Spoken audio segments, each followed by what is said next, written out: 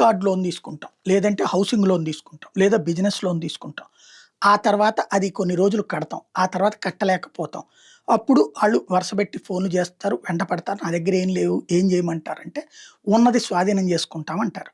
అప్పుడు OTS one time settlement అని చెప్పి ఇప్పుడు మనం 6,00,000 10,00,000 ఇవ్వాలంటే, ఓ 4,00,000 5,00,000 తీసుకొని అక్కడితో క్లోజ్ అన్నటువంటిది రాసిస్తారనమాట. దాన్ని ఓటీఎస్ అంటారు. ఇప్పుడు ఆరోగ్యశ్రీ ఆసుపత్రులకు అట్లా వన్ టైమ్ సెటిల్‌మెంట్‌కి ఒప్పుకోండి అని చెప్పి రాష్ట్ర ప్రభుత్వం చెప్పిందట. నిన్న సమ్మె విరమింపు చర్యల్లో భాగంగా అది. అంటే వాళ్ళకి 3,000,00,00,000 ఇవ్వాల్సుంటే, మరి ఏమన్నా అందులో మామూలుగా ఏంటంటే డిస్కౌంట్లు మందుల షాపుల్లోనో వీటిట్లోనే ఇస్తున్నారు. ఇప్పుడు పాపం ఈ హాస్పిటలోళ్ళు ఆరోగ్యశ్రీ నెట్వర్క్ ఆసుపత్రులు డిస్కౌంట్ ఇవ్వాలనుకుంటా.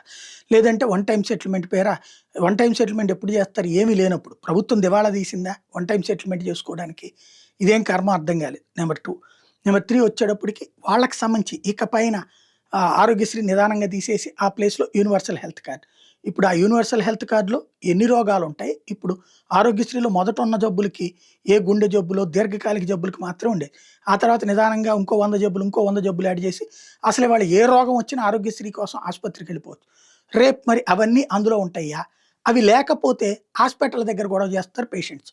ఉంటే ఆ సదరు ఏ ఏజెన్సీ వాళ్ళు ఇవ్వాలి డబ్బులు. ఇవ్వకపోతే లేదా ఇప్పుడు మనం చూస్తుంటాం ఇన్సూరెన్సుల్లో.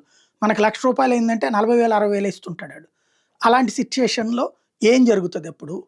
అది ప్రభుత్వానికి పరీక్షే, ఆరోగ్యశ్రీ ఆసుపత్రికి పరీక్షే.